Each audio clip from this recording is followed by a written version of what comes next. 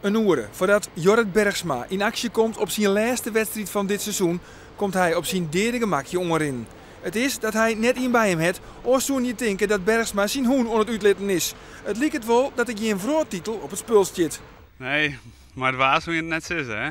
Dus, ja, het is wel zo. Dus dat zal hier nog eentje noemen. Wat is er mogelijk van je en voor jou? Nou, ik denk dat er alles mogelijk is.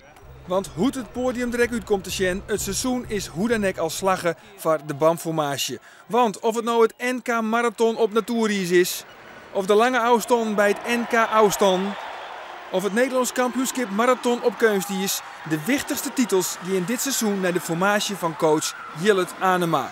De verklaring voor al die prijzen is de constante honger naar succes. Ik heb altijd dat het 10-0 zit, dan wil ik half 0 maatje. Ik heb niks met concurrentie.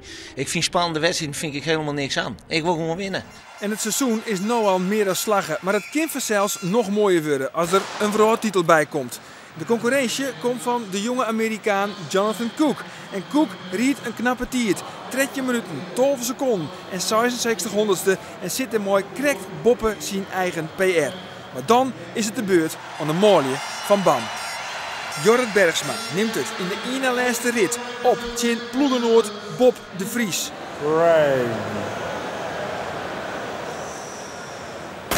En Bergsma start goed. Riet haast alleenig maar rondjes in de 30 seconden. Hij riet lang op het schema van het baanrecord, maar kan dat hege tempo net volhouden. Jorrit Bergsma liet in de laatste 2 rondjes wat tiert lezen en finisht uiteindelijk in een tiert van 12:57:71.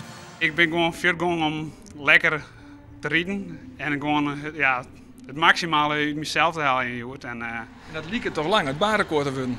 ja, zeker. De hele tijd ging het hartstikke best inderdaad. Ik kom opbouwen tot 30 jaar. Ja, ik houd hem constant in de 30's en dat ging een hele tijd heel goed.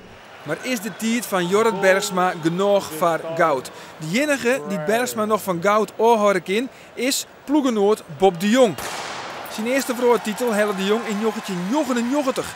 De Jong is intussen 34 jaar, maar is dwande met zijn tweede jeugd. En Bob de Jong zit lang boppen de tiert van Bergsma, maar in het tweede gedeelte pakt hij toch nog de winst. Hij eindigt zijn rit bij een rondje 29-9.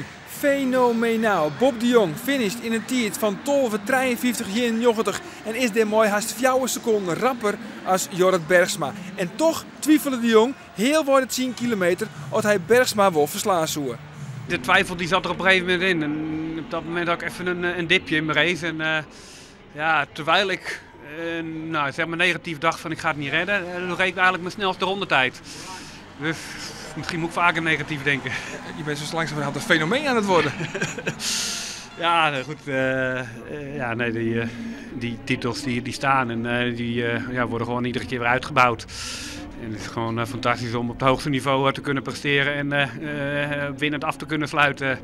En zeker een 10 kilometer, ja, dat zijn wel mijn afstanden. Rest vanzelfs de vraag. Na zo'n topseizoen bij Ollier succes, kinderploeg van trainer Jillet Anema, dat Takom hier even naden of zelfs nog treffen. Want ja, Takom seizoen, dan is Sven Kramer ook weer volslijn fit.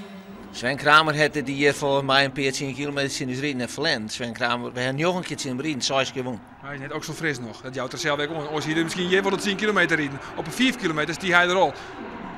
Als je 6 rijden rijden, de tweede rit ooit, dan ben je wel axelfris. Dat is heel prima, zeg maar. Sven had een heel best seizoen. Een heel best waarom kom. En volgend jaar dan gaan wij in elk geval wat harder in. En ik denk dat Sven dat dan ik maakt.